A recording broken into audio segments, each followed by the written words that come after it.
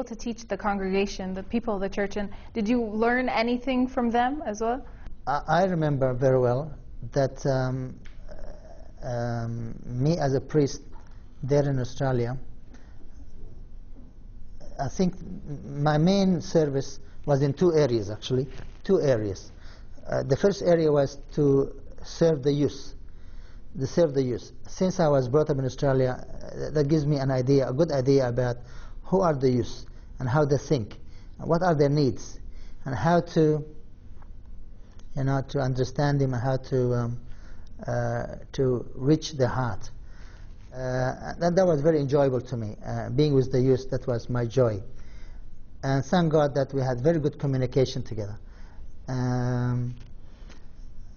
Although I'm very strict and firm, but I'm very loving, and the youth know that very well, so we could communicate well.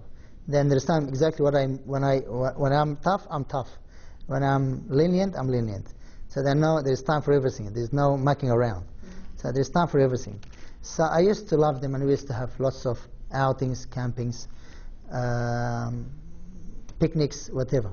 And I used to go anywhere with them. There's no problem. And we have really great time. My second area of work is going to churches where they have problems. And it's easy to have problems in churches where they're just starting. When churches are not established well, and people, they need some concrete foundation. And really, I'm very thankful to God that I'm good to build for them this structure. So wherever I go, I notice that this problem is happening because there's no structure there. So I put the structure for the church. I put the right structure, and then I tell the people, this is the structure, this is how you're going to go follow it up. This is how you should follow. And from here, things start to become more settled, more organized, and people know their limits. They know their, where to stand, and never exceed the line. Because once they exceed the line, they're in trouble with me, and I don't like that. And I'm very firm with that. So I think the best way is to, first of all, is to build the structure, especially in Australia, and also all lands of immigration. People come from all walks of life. All walks of life comes to Australia. All type of mentalities, all type of spiritualities, all type of, financial also levels, all type of walks of life. So anyhow, so you have to put the structure first, and then tell them this area, this is for the youth. This is the youth area. So what the youth need, so they need this and that, and then I work with them, and I provide them with all what they need. This is the ladies' committee. So what are the ladies' committee? This is their job. 1, 2, 3, 4. This is the area. This is the committee for deacons. This is Sunday school. This is recreation committee doing this type of activities. So each area have their structure, have their guidelines, and then it is Abuna, who is the maestro, to control all this. Yes. And none of them should interfere with the other ones. Yes. So each one should know where his limits and what his role, and never interfere. By this way, things works well. Everybody works in his own area. So I was very, thank God, was good in this area. So maybe that's why I've been asked to go to these churches that they have problems. So set up the structure, set up the rules, and stick to it. When things are settled, then a new priest comes in, take over from me, I go somewhere else. Perfect. Yeah. That's mainly my job.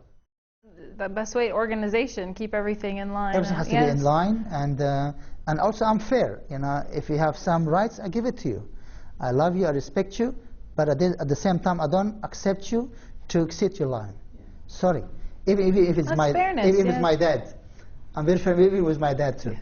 I love him, but when he starts to exceed his line in churches' affairs, sorry, Makes sense. That's why things works well.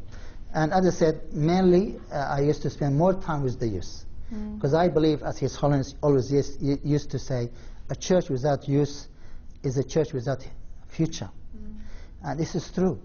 So I spend a lot of time with youth, and thank God now they are all very fruitful, very successful. Yeah.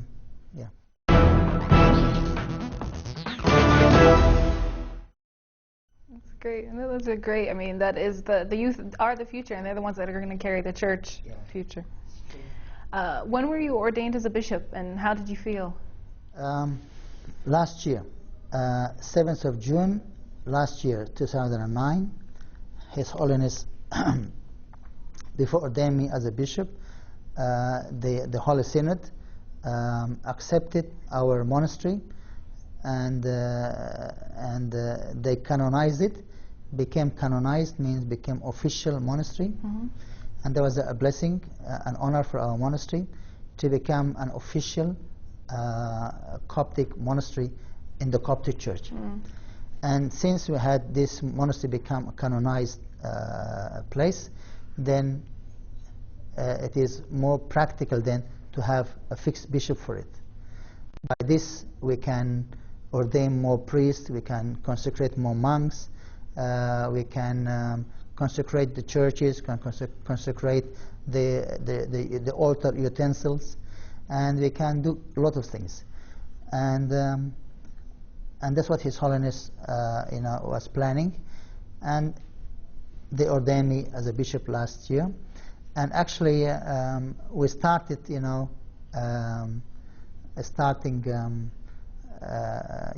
using this gift of being a bishop. Last month, I ordained 2 monks to become priests, and one of the monks who was already a priest, I promoted him to become a hegumen, to become like an archpriest or proto-priest. And that was a very joyful day, not only for us as monks, but for the whole congregation of Sydney. You can imagine how happy all the people are, because they know these fathers. And for the first time ever in Australia, to see monks becoming priests in Sydney, in Australia, in the monastery. Because usually monks, to become consecrated as monks or becoming priests, they come to Egypt here, and His Holiness ordains them. But His Holiness gave me the permission to ordain them in Australia there. So that was my first ever ordination. So 2 monks became priests now, and a monk priest became a proto-priest. So that was a blessing for the monastery. That gives more freedom to move, freely and to expand. To grow the church more. Yeah. Finally, how do you feel about CYC and its idea? I love the idea very, very much. And I was very happy to hear from Father Bishoy that he is thinking seriously about serving the youth of lands of immigration. It is a great idea, and I'm sure all the youth in Australia or America or Canada or in Europe in general to know or to understand that the Coptic Church is catering for them, is looking after them, and preparing this type of channel for them, from them and by them, to serve them, to transmit to them all the news of the Coptic Church all around the world, to bring to them the spirituality of our Coptic Church, Bible studies, saints' biographies, the richness of our Coptic Church to them at home, in their own language, in the English language. I'm sure they are all impressed, and it's a great idea. I know it is an amazing, it has a humongous effort, to run it. But I'm sure God will provide. But I'm very happy about it. I wish you all the best, and may God bless you, and bless all the servants, and bless Abuna Bishoy, bless, of course, Bishop Marcus, and to bless our beloved Pope Baba Shnoda, who is always encouraging such a service. Thank you so much for being with us today. We really appreciate learning everything, and it's been very, very great. Thank you, Karen. Nice meeting you. Thank you. I wish you all the best. Thank you. And thank you all for joining us today. Meet the Bishop. Join us another time.